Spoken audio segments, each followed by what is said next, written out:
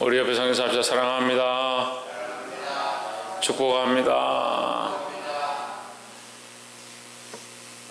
에스겔 37장 하나님의 이 거룩한 약속의 말씀이 우리 삶의 약속이 되어지고 또한 소망이 되어서 이 말씀으로 말미암아 오늘 하루도 살고 또한 하나님 부르실 때까지 승리하기를 주의 이름으로 축복합니다. 에스겔 37장 말씀은 우리가 참 중요하고 또 많이 보는 묵상하는 귀한 말씀입니다. 근데 이 말씀은 정말 이스라엘 백성에게 소망을 주는 말씀이기도 하지만 우리에게도 소망이 되는 말씀인 줄 압니다. 2절에 보시면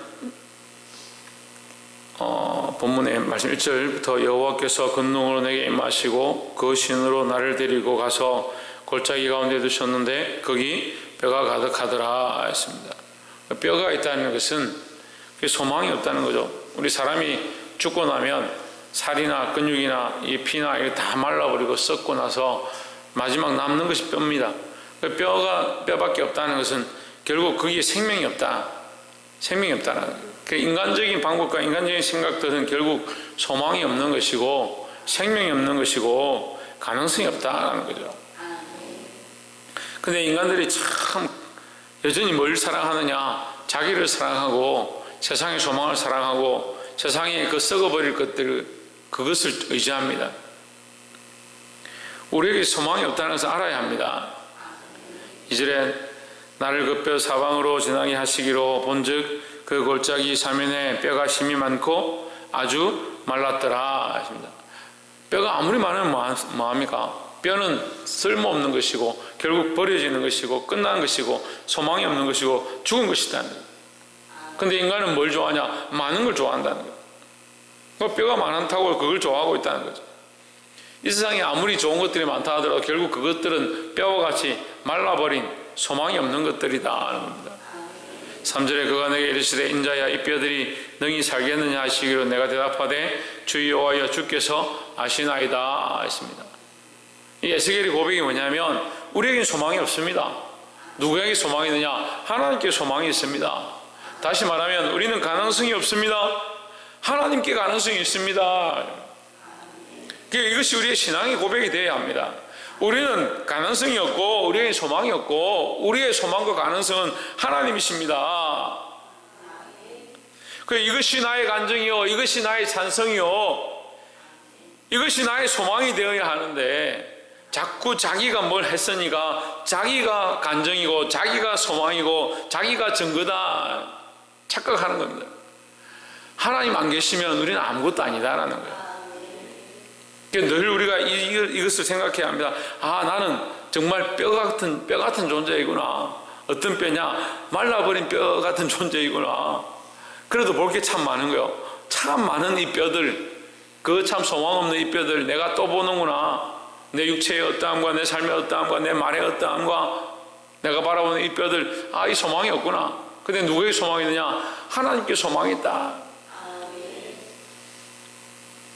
그래서 11절에 보시면 또 내게 이르시되 인자야 이 뼈들은 이스라엘 온 족속이라 그들이 이르기를 우리의 뼈들이 말랐고 우리의 소망이 없어졌으니 우리는 다 멸절되었다 하느니라 했습니다.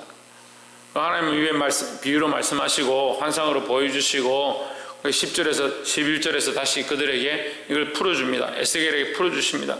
이게 뭐냐? 소망이 없는 이스라엘의 모습이다. 근데 하나님의 역사가 어디서 나타나느냐? 인간의 소망이 사라질 때 하나님의 회복의 역사, 소망의 역사가 나타난다라는 거죠. 참 이게 안 됩니다. 그러니까 하나님의 역사를 잘 못 보죠. 내 소망을 내려놓고 나에 대한 기대를 내려놓고 하나님의 소망을 봐야 되는데 인생은 계속 뭘 보느냐? 자기 소망과 자기 기대를 보니까 하나님의 역사를 잘 못 보는 겁니다. 인간의 소망, 인간을 향한 이 기대를 내려놓기 시작할 때 하나님의 역사가 우리에게 나타나는 줄 믿습니다. 그것을 바라보고 늘 하나님의 소망, 하나님의 역사하심, 하나님께서 하실 수 있다는 것을 바라보고 믿음으로 사시기를 주의 이름으로 축복합니다.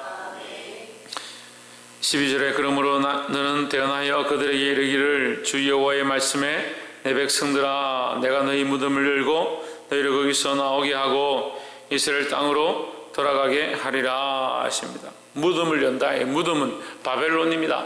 그들이 이제 끌려갔던 그곳에 가서 이게 소망이 없는 곳이다. 그러니까 바벨론에 갔다라는 것은 그들이 끌려가서 소망이 없다는 것도 맞지만 하나님 없는 관계, 하나님과의 관계가 끊어져 버린 인간적인 소망만 가지고 있는 그 상태에서 이제 하나님께서 그들에게 소망이 되시겠다, 그들을 나오게 하시겠다, 돌아오게 하시겠다라는 거죠.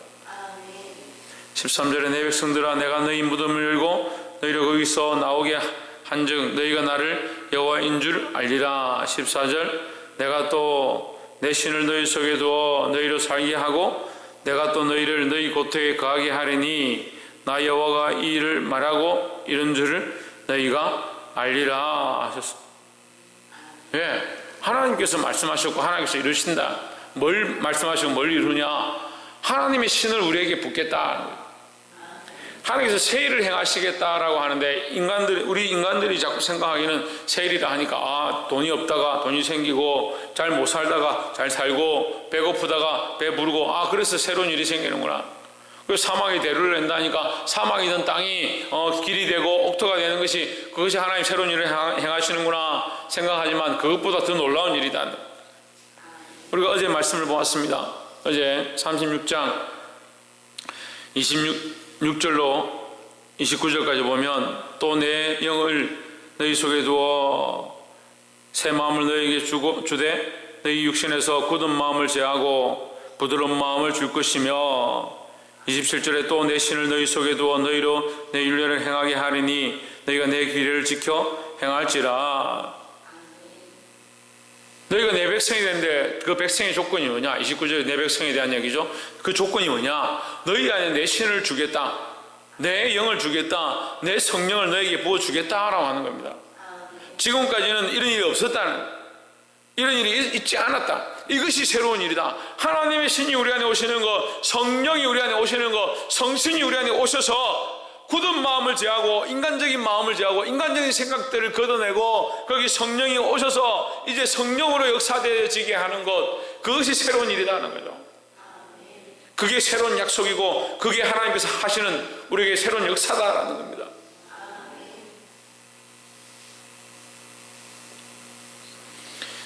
본문에 다시 37장 14절에 내가 또 내 신을 너희 속에 두어 너희로 살게 하고 했습니다.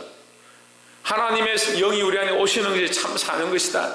다 살았다. 다 살아있습니다. 죽은 게 아니죠. 다 살아있습니다. 자기들 보기엔 다 살았습니다. 인간들이 보기엔 다 살았습니다. 그러니까 다 여전히 뭐하냐? 인간들도 다 각자 소망이 있다 생각하는 겁니다. 소망이 어디 있습니까? 하나님께 있습니다. 그 속에 뭐가 있어야 된다? 성령이 있어야 정말 살아있는 것이다. 그러니까 우리는 성령으로 살고 성령으로 행하고 이 성령으로 살게 되는 이 하나님의 축복이 저와 여러분 안에 있기를 주의 이름으로 축복합니다. 마지막 세 번째로 19절에 너는 곧 이르기를 주 여호와의 말씀에 내가 에브라임의 손에 있는 바 요셉과 그 짝 이스라엘 지파들의 막대기를 위하여 유다의 막대기에 붙어서 한 막대기가 되게 한즉 내 손에서 하나가 되게 하리라 하셨다 하고 했습니다.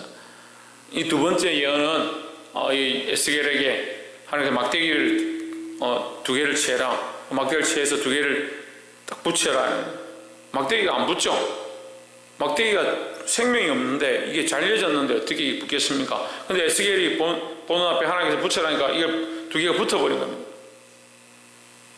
이 지파들이 쪼개지고 나라가 쪼개지고 이스라엘과 유다로 쪼개져 있는 이 막대기들이 한꺼번에 붙겠다, 하나가 되겠다라는 거죠.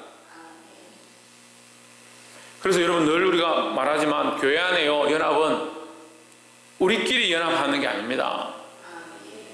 특별히 오늘 말씀에 하나 되어지는 것을 가르치는데요, 22절에 그 땅 이스라엘 모든 산에서 그들로 한 나라를 이루어서 한 임금이 모두 다스리게 하리니 그들이 다시는 두 민족이 되지 아니하며 두 나라로 나뉘지 아니할지라.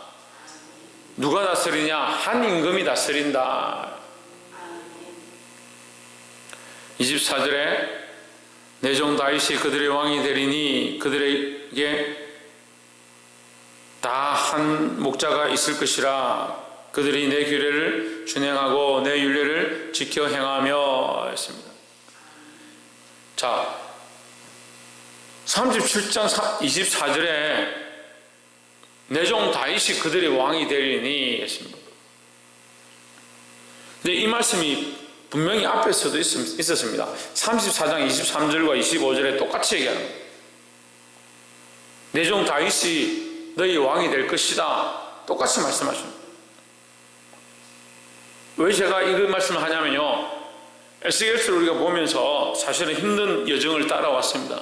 말씀이 예언하고 징계하시고 책망하고 정신을 차리라고 계속하고 회개하라, 그렇게 살면 안 된다, 너희는 소망이 없다, 끊어졌다 계속 말씀하시고, 너희 교만하다 에스겔서 말씀하면서 우리 사모님하고 잠깐 우리 집사람하고 얘기를 하는데 무슨 얘기를 하냐면, 참 인간의 교만은 끝도 없다. 어떻게 하나님 에스겔서 하면서 처음부터 끝까지 계속 교만하다고 말씀하십니다. 교만에 대해서 얘기하는 것처럼 사실 보이지만 하나님은 그 속에서 여전히 똑같이 하나님의 마음을 우리에게 흘려보내고 있습니다. 그 하나님의 마음이 뭐냐? 이 소망이고, 그 하나님의 마음이 뭐냐? 새 일을 행하기 원하신다는 거죠.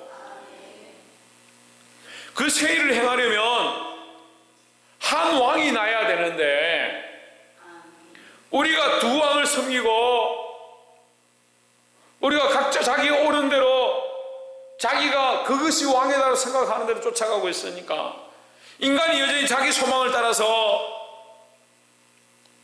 그 소망을 따라서 다투니까 교회가 하나 될 수 없고 하나님의 역사가 우리 안에 온전히 이루어질 수가 없다라는 거예요.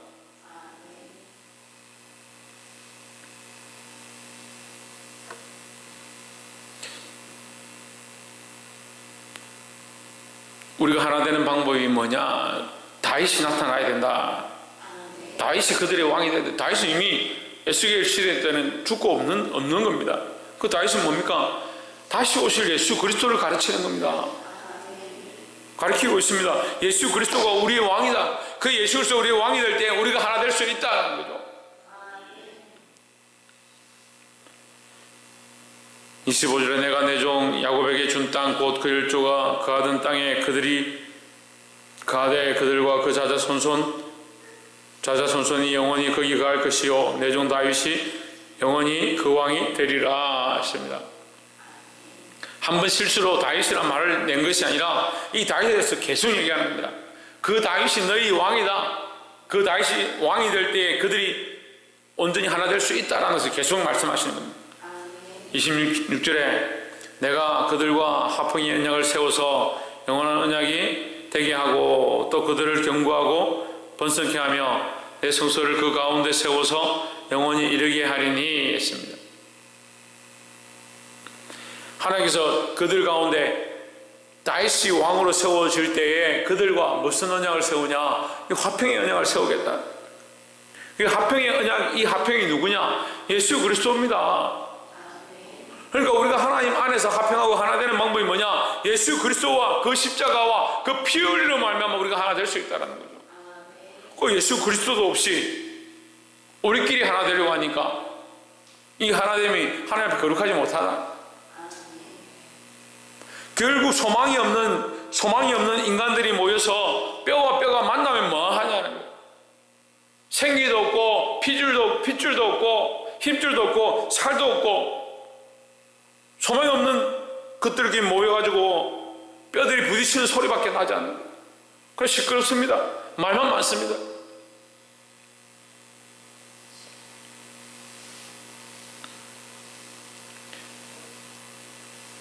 (27절에) 내 처소가 그들의 가운데 있을 것이며 나는 그들의 하나님이 되고 그들은 내 백성이 되리라 했습니다. 이것은 장차 올 그리스도의 탄생을 그들에게 약속하시는 바고, 또 우리에게 다시 오실 그리스도로 말미암아 영원한 장막을 우리에게 주셔서 하나님이 우리와 함께 하시는 그 소망을 가르쳐 주시고 있다라는 겁니다. 이 두 개다, 이 두 가지 모두 다, 또한 오늘 우리가 하나님의 교회에 나와서 하나님 기뻐하시는 이 예배 가운데 참여하는 이 모습 가운데도, 또한 이 모습 세 가지 가운데도 다 동일하게 있는 것이 있습니다. 뭐가 있어야 합니까? 예수 그리스도가 있어야 합니다. 예수 그리스도가 없으면 이들에게 메시아의 소망이 없는 거고요. 우리에게 예배하며 하나님 앞에 담대히 나아갈 소망이 없는 것이고요. 앞으로 다시 오실 예수 그리스도를 만날 소망이 없는 겁니다. 그걸 예수 그리스도와 그 십자가와 그 피 흘림과 우리 위해 죽으심과 다시 부활하신 그것을 믿지 않는다면 우리에게 아무것도 안 된다. 그것만이 우리에게 유일한 소망이다라는 거예요. 사랑하는 성도 여러분, 우리 인간적인 소망을 내려놓을 때 하나님의 소망, 하나님의 역사가 시작되어집니다. 인간적인 소망과 생각들을 내려놓고 주의 말씀 앞으로 나아가기를 간절히 소망합니다. 또한 우리 안에 하나님께서 약속하신 성령을 주셔서 우리를 새롭게 하시고 새 사람을 만들고 새로운 삶을 살게 하십니다. 그럼 성령이 아니면 안 된다는 거죠. 우리의 생각으로 내가 예수 믿었으니까 이렇게 살면 된다, 우리 생각이 아니라 이제 내려놓고 성령의 인도함 가운데 사시기를 축복합니다. 또한 끝으로 우리의 모든 삶 가운데 하나 되어지고 하나님 나라의 소망을 가지고 이 땅 가운데 온전히 하나님 앞에 나아갈 수 있는 방법이 뭐냐? 예수 그리스도의 이름입니다. 그 그리스도를 붙잡고 이 땅에 사시고 승리하시기를 주의 이름으로 축복합니다. 기도하겠습니다.